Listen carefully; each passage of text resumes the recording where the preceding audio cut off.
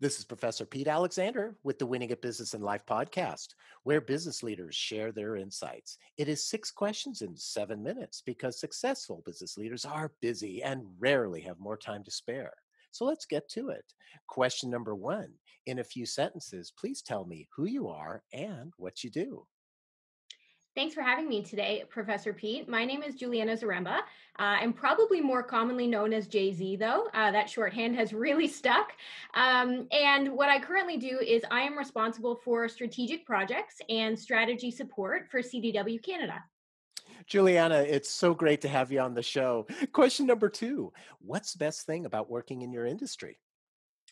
So it might be a cliche answer, but working in technology, it's always changing. And so it keeps me on my toes, and there's lots of things to think about. COVID has been a great example, though, of another thing I love about the IT industry, which is that I get to work with clients from all across the industries that are available. I don't just work in healthcare or a certain area, I get to talk to everybody. Yeah, so you get a good variety, it sounds like. Yeah, and technology impacts every industry differently. So that's part of the keeping me on my toes and always challenging me is how does the same tech help two different clients in different industries achieve their goals? Oh, I love it. Question number three.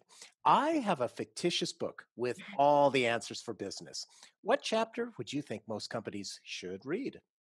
I'm going to need you to mail me the book because that I think would be incredibly helpful. Although there is a lot of benefit in making mistakes first. So I think, if I had to pick a chapter, I'm a CCXP, which is a customer experience professional. And as a CCXP, like I have to tell people to know your customer and then to build your business around your customer and their experience. I think that often comes late for people. But if you start there and you know who your customer is, then you'll build a business around what you want them to have. And there's a lot less afterwards that you need to think about. And a big part of that is knowing your numbers. And I'm a numbers person. I started in math way back when. So I think those two things go really hand in hand. I couldn't agree with you more. That's great insight. Thank you. Question number four. Other than the generic work harder, have a great attitude, and care for customers, what advice or insight would you give to other business leaders? I thought a lot about this one, Professor Pete, because I think there's just so many things that you could talk about here. And one of the keys to my success has been diversification. And I mean that in a number of different ways. But if I really look back, I've done a lot of different jobs. I've worked for small companies, medium companies, growing companies, large global companies, now with CDW. And the ability to work with different companies, different sizes, different people, and in different roles, anywhere from project management to strategy or leading a team, working as an individual contributor. All of those things really helped me learn how to think differently and to really look at the big picture and to take myself outside of my comfort zone and what I personally am impacting and really start to think about how things and decisions I'm making would impact other people. And so that does, that's part of your team, that's part of your customers, that's thinking about all those things you said that are the typical kind of generic answers, but looking at it differently. And I really don't think that I would have that mindset had I not been in different jobs and been in different companies and industries and had to look at it from a different way. Because as a project manager, you feel differently than you do as a strategic consultant. And so it allows me to kind of break problems down into different components. And then that's how I tackle solving them. And so for me, what I've seen even with other leaders that I work with, if you're looking at it with all of the things you've learned in the past, and like I said before, making mistakes is how you learn. If you think about all those mistakes you made and road bumps that you hit and how you overcame them, you can probably think about different ways to tackle a problem and really get creative. And then that's when I think the magic happens. And that's when we really make a difference for our customers and for the industry and the economy. And it gets really big at that point. And it's really interesting, as you said, with the diversification. The in addition, going outside your comfort zone and being willing to make those mistakes to be able to learn. It's really insightful what you talked about. Yeah, the other thing I would just add to that is, it allows you to connect with your team in a very different way, because your team usually then sees you as a peer and a coworker as opposed to a boss. And so I know there's lots of conversations about leader versus manager, and I agree there is a big difference. But I think when your team feels that you're part of the team with them, then and that you have made mistakes and you're willing to get their feedback and they feel comfortable doing that, that place is a place where just so many things can happen, not just for you as a leader, but for your team. And then, like I said, it just gets wider from there. And that to me is outside of the comfort zone of a lot of leaders. But I think it's key. I agree with you. It's great. Question number 5. What other business leader like yourself would you like to acknowledge and invite to be on my podcast?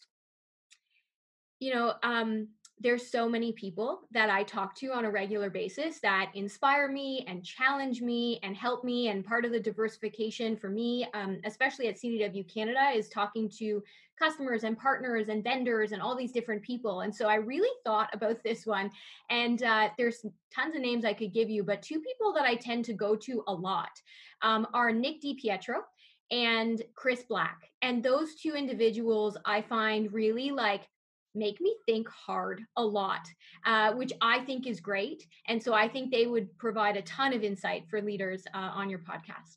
Perfect. I'll reach out to both of them. Thank you for the referral. No And problem. last question, question number 6. Please tell me about your first job. Yeah, first job. A lot of people think of that differently. And my first job was a server and in a restaurant. And I grew up in Niagara Falls, and so that was in the heart of tourism area, and that can be challenging. And so there's not much that you could talk about with a server. It's pretty obvious, but obviously customer service skills are really critical, and thinking on your feet are really important. So as I moved through different roles, that became really evident. And where I noticed it the most was actually a job where I was a tour guide. And a lot of people who have been on my team know about this because they find it crazy. I still keep it on my resume, which sounds a little weird, but I was taking students from Toronto either to New York, Chicago, Ottawa, Niagara Falls, or Montreal, Quebec, and I would take them for like anywhere from 3 to 5 days. I was in university. I wasn't that old. And I had like 60 people on a bus. And we had to take them around the city. And I had to memorize all the history and arts and culture and, topics that maybe weren't my favorite because I was going to university for math and statistics and economics. And it sounded like a cool job. But what I learned was that it really made me who I am today. So when I talk to people and when I do presentations, people ask, like, did you do Toastmasters? It's a great program, but I didn't. I had to keep 50 plus high school students engaged talking about history while they were in New York City on a school trip, and they just wanted people to leave them alone. Let's be honest. I had to take 50 kids on a subway and get them all into the New York subway system on and off at the right stops. Like, that's crazy when I think back about it. And so I didn't realize the skills I was forming at that time. But now, when I really look back on it, that was a fundamental role that I played that helps me in my day to day And with we'll things that you don't think about. So yeah, I would say that's my first job that is really impactful to me. Absolutely, and I love how you look at it, that what you learned in terms of the presentation skills and the patience and being able to direct an audience that may not necessarily be interested in the topic at hand. So that's a wonderful story. I love it. So Juliana, thank you so much for being on the show. How can people find you? Thanks, Professor Pete. Again, it was great chatting with you, and I really appreciate the opportunity. And thank you to Chris Collins for recommending me for the show. The best way to connect with me is through LinkedIn. I mean, technology is where I live and breathe. So on my LinkedIn is the best place to shoot me a note or drop me a connection. I'd love to chat. Perfect. This is Professor Pete Alexander with the Winning at Business and Life podcast. For more insights and ideas, please go to LinkedIn, YouTube, Facebook, or iTunes and search for the Winning at Business and Life podcast. Thanks for listening.